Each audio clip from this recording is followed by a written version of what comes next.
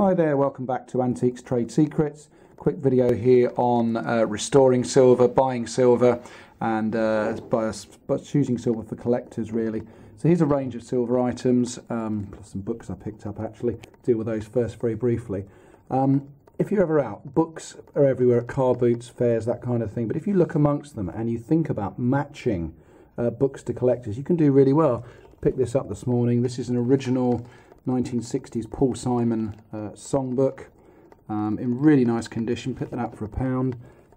You know, on eBay that's going to sell really well. It's got bridge over, you know, there's early Paul Simon songs, the sheet music, photographs in there. It's a really nice piece. This does really well as well. Book on comics. So again, you're just matching something up to a market, and that again was £1. Big hardback book. I'll sell that in my antiques centre, I think.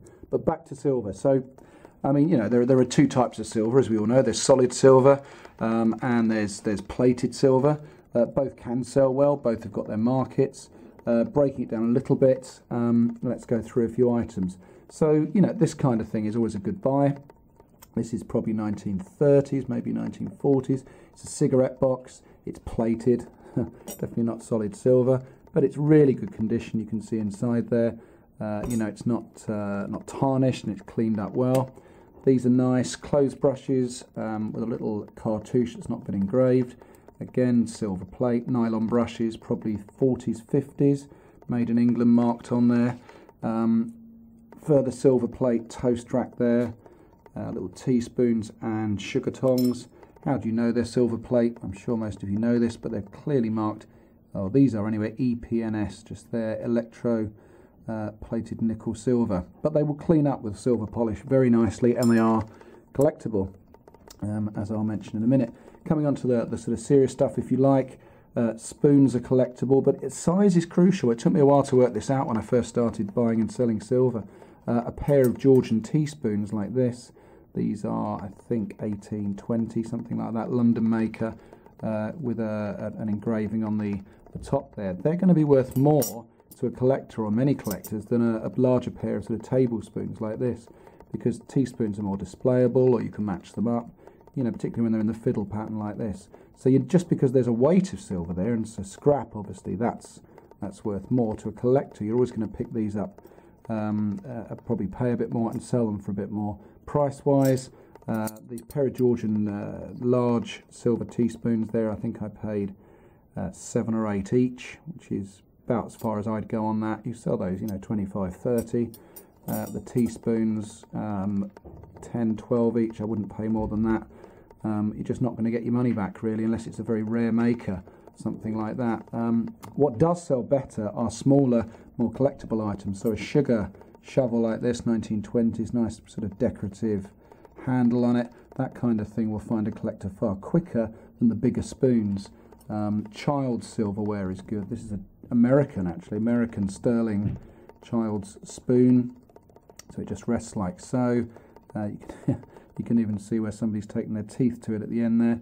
That kind of thing sells well. Preserve spoon. You can use that, so somebody's not just going to collect it, they're going to use it. 1920s English, hallmark silver again. Similar little butter knife like that. Last point of the video really is you've got to be prepared to get your hands dirty. Most of the silver that you see here and the silver plate was, if not black, extremely dirty. You know, it hadn't been cleaned. That's why it was jumbled up on a sort of car boot, or most of this actually came from house clearance guys. And they'll sell it, you know, they'll take a quick look, they'll judge the weight, they won't even bother with the hallmarks. You've got to be prepared to look at the item, check the condition, and then clean it. So here, for example, is some EPNS silver plate I've not cleaned. Just got this morning, you know, really tarnished.